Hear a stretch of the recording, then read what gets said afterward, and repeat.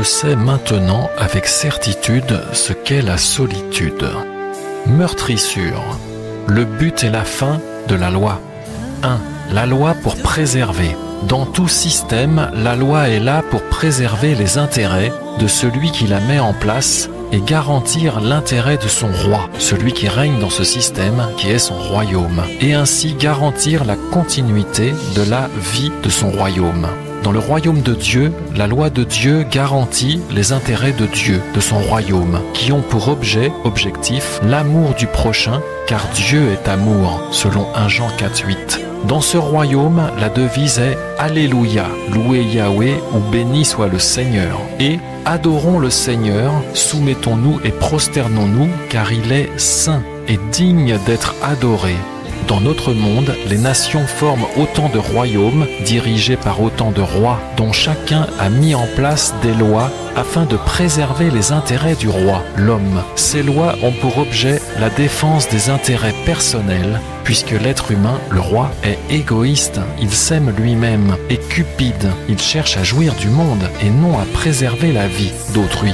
Dans ces royaumes, la devise est « Vive le roi », comprenez « Alléluia, moi, vive moi » ou « Béni sois-je » et « Adorez-moi, soumettez-vous et prosternez-vous devant moi, comme je domine sur vous par ma loi ». Le premier royaume est basé sur l'amour de Dieu, son amour. Le deuxième royaume est basé sur l'amour de soi, une vanité qui provoquera une indignation du prochain et de la justice. 2. Le but de la loi, servir, le service. Dans le royaume de Dieu, la loi est là pour servir Dieu, qui est amour et vie. La loi sert donc à préserver Dieu lui-même, donc préserver la vie et l'amour par la justice. Dans notre monde, la loi étant mise en place pour garantir les intérêts personnels du roi qui est un homme, la loi est là pour servir les intérêts d'un homme parmi d'autres hommes, lesquels sont tous des créatures, voire plus bas, chapitre 3. Ce qui revient à empêcher, briser par la justice du roi, ceux qui veulent s'emparer de ses biens personnels, ses richesses du monde. Dans le premier royaume, la loi est là pour servir la création, la protéger. Dans le second royaume, la loi est là pour servir un homme parmi d'autres hommes, ce qui revient à asservir l'homme à un autre par la loi, le réduire, le tuer. Dans le premier royaume, la loi est créée pour l'homme, dans son intérêt puisqu'elle préserve implicitement la vie, Dieu, et que l'homme a besoin de la vie pour exister et vivre. Tandis que dans le second royaume, la loi est créée contre lui, puisqu'elle revient à empêcher de vivre quiconque s'opposerait à la loi d'un homme.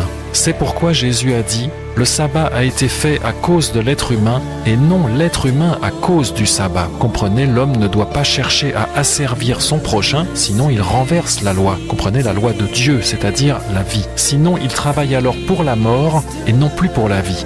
On comprend donc que dans notre monde, tant que la loi de Dieu ne sera pas rétablie, le monde continuera à marcher vers la mort et non vers la vie, vivre selon l'amour du monde et non selon l'amour de Dieu. Job 38, verset 33, « Connais-tu les lois du ciel ? Disposes-tu de son pouvoir sur la terre ?» Comprenez, l'homme ne connaît pas, ne comprend pas la loi de Dieu qui s'applique dans le ciel, dans le royaume de Dieu. Et il ne discerne pas non plus, ne comprend pas en quoi Dieu exerce son pouvoir souverain actuellement sur la terre. 3. Créateur, créature, une loi soumise à l'autre. Une créature a reçu la vie, est bénéficiaire, tandis que le Créateur donne la vie, est source. D'autre part, le Créateur est un, unique et indivisible, tandis que la créature est une créature parmi d'autres créatures, ayant reçu une position, un nom et un but, utilité, fonction, donnée par le Créateur, selon son autorité, sa volonté et son pouvoir. La loi de l'un et de l'autre ne sont donc pas interchangeables. La loi de l'homme doit se soumettre à la loi de Dieu, sinon c'est la mort. Comprenez, l'homme qui cherche à ne pas se soumettre à Dieu se retrouve frappé de mort puisqu'il cherche à faire mourir Dieu. D'où la compréhension, renaissance si repentance, révélation si soumission, glorification si adoration. 4. L'obstination, la liberté, l'esclavage. Tant que l'homme refuse de se soumettre à la volonté, la loi de Dieu, il demeure dans l'obstination et demeure soumis à un bourreau établi par Dieu dans le monde, le diable. Ce bourreau a pour objet, fonction, de révéler à l'homme qu'il a besoin de retrouver une liberté, sinon il demeure dans l'esclavage. C'est pourquoi Dieu a dit « La vérité vous rendra libre ». Comprenez le retour, la soumission à la vérité. Moi, Dieu, vous libérera de ce bourreau, le diable, que j'ai établi sur vous afin de vous sauver de cette manière. La loi, les règles à respecter, la loi de Moïse, est donc bien un pédagogue qui nous permet de revenir à Dieu et non une fin en soi, selon Galates 3, verset 24. 5. La révolte et son signe, la meurtrissure. La révolte étant constituée par le fait de refuser de se soumettre à, se tourner vers, l'autorité qui te domine, la loi est là pour punir, meurtrir, celui qui se révolte en lui infligeant un châtiment, meurtrissure. La meurtrissure de quelqu'un est donc le signe visible du rejet de la loi imposée dans ce lieu par l'autorité dominante, ce qui suppose que la justice soit rendue correctement, et le signe visible, manifeste, de la non-appartenance à ce royaume. La question du jour sera donc, quelle meurtrissure manifestes-tu dans ta vie et que signifie-t-elle ainsi au sujet de ton appartenance dans ce monde? À quel royaume appartiens-tu? En clair, quelle meurtrissure ton bourreau, le diable, t'a-t-il infligé dans ta vie qui démontre que tu n'appartiens pas plus à son royaume? Les meurtrissures que tu subis actuellement dans ta vie, rejet, condamnation, calomnie, injustice, sont-elles causées par ta soumission à Dieu, ton rejet du mensonge, des richesses injustes et des plaisirs passagers du monde, c'est-à-dire ton amour pour la vérité, ou bien sont-elles causées par tes propres péchés? Si c'est le cas, c'est une gloire, puisqu'il est écrit « Si l'on vous dit des injures pour le nom de Christ, vous êtes bénis, car l'esprit de gloire et de Dieu repose sur vous. Il est blasphémé par eux, mais il est glorifié par vous. » 1 Pierre 4, verset 14. 6. La vengeance, justice de la rétribution. Dans le royaume de Dieu, la vengeance appartient à Dieu, puisqu'il est écrit « À moi la vengeance, à moi la rétribution, dit le Seigneur. » Romains 12, verset 19. Dieu seul est le juge de tout, car lui seul est capable de juger avec justice. Dans notre monde, chacun peut saisir la justice de ce monde afin de se faire vengeance, mais il fait cela dans le but de bénéficier, recevoir de l'argent, une indemnité, avantage personnel, jouissance du monde, et non par amour, respect, soumission pour la véritable justice, c'est-à-dire la vérité, Dieu. 7. Le salut. Étant donné que Dieu est le maître absolu et qu'il domine sur tous les royaumes existants dans la création, il est clair que le salut sera pour ceux qui se seront soumis à la justice du royaume de Dieu et qui en auront subi, dans ce monde, les meurtrissures manifestes et visibles dans leur vie, comme Jésus-Christ. C'est pourquoi il est écrit « Il vous a été donné, en ce qui concerne Christ, non seulement de croire en lui, mais aussi de souffrir pour lui. » Philippiens 1, verset 29. La meurtrissure, signe de mort. Genèse 4, verset 23, Lémec dit à ses femmes « Écoutez ma voix, femmes de Lémec, écoutez ma parole. Je tuerai un homme pour ma blessure et un jeune homme pour ma meurtrissure. Caïn sera en effet vengé 7 fois et Lémec 77 fois. Comprenez, ma justice dépasse tout et je suis prêt à tuer quiconque s'opposera à moi, étant un roi encore plus puissant que mes ancêtres. » Ésaïe 21, verset 2, « Une vision cruelle m'a été révélée. Le traître demeure traître. Celui qui saccage, saccage toujours.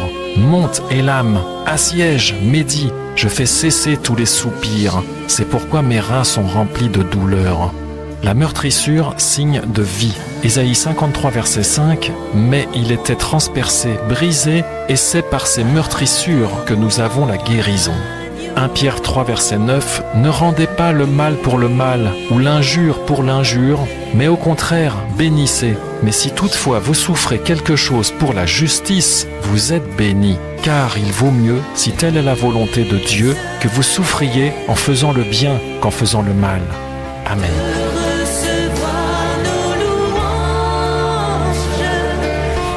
Je sais maintenant avec certitude ce qu'est la solitude, ce qu'est la meurtrissure. Le but et la fin de la loi. Le but et la fin de la loi.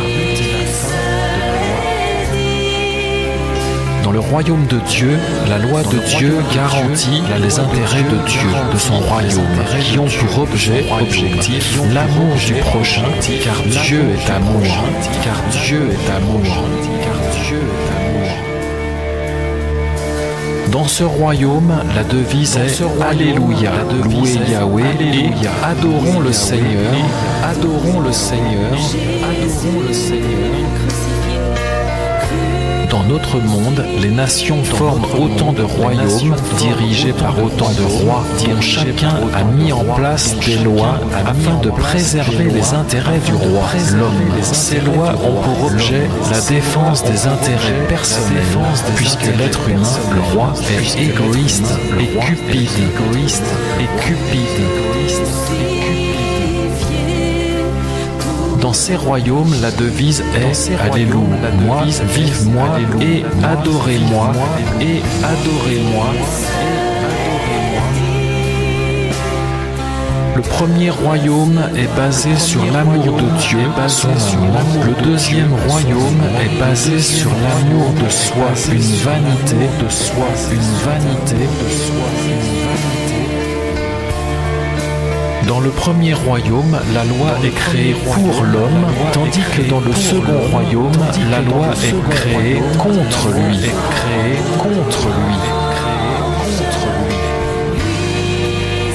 On comprend donc que dans notre monde, tant que la loi de Dieu ne sera pas rétablie, le monde continuera à marcher vers la mort et non vers la vie.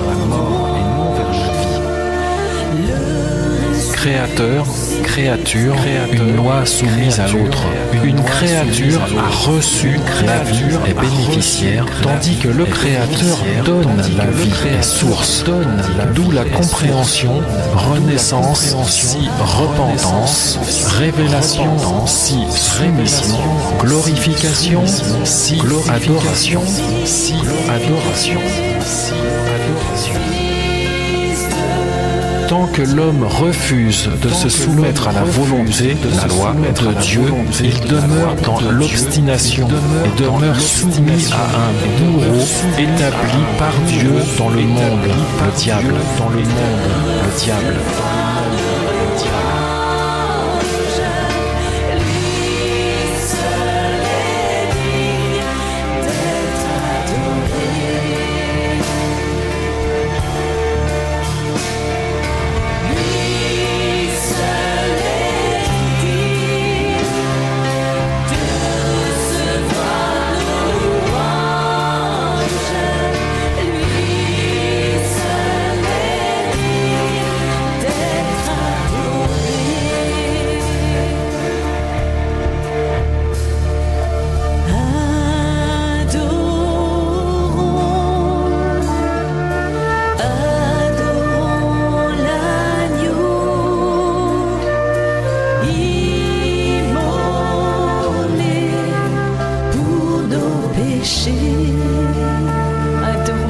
Adorons l'agneau.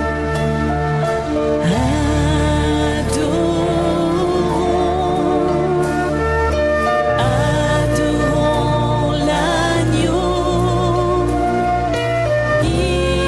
immolé pour nos péchés.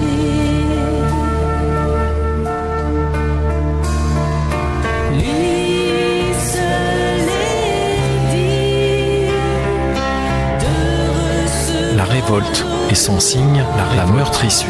La révolte étant constituée par le fait de refuser de se soumettre à, se tourner vers l'autorité qui domine, la loi est là pour punir, meurtrir celui qui se révolte en lui infligeant un châtiment, une meurtrissure, un châtiment, une meurtrissure, un châtiment, une meurtrissure.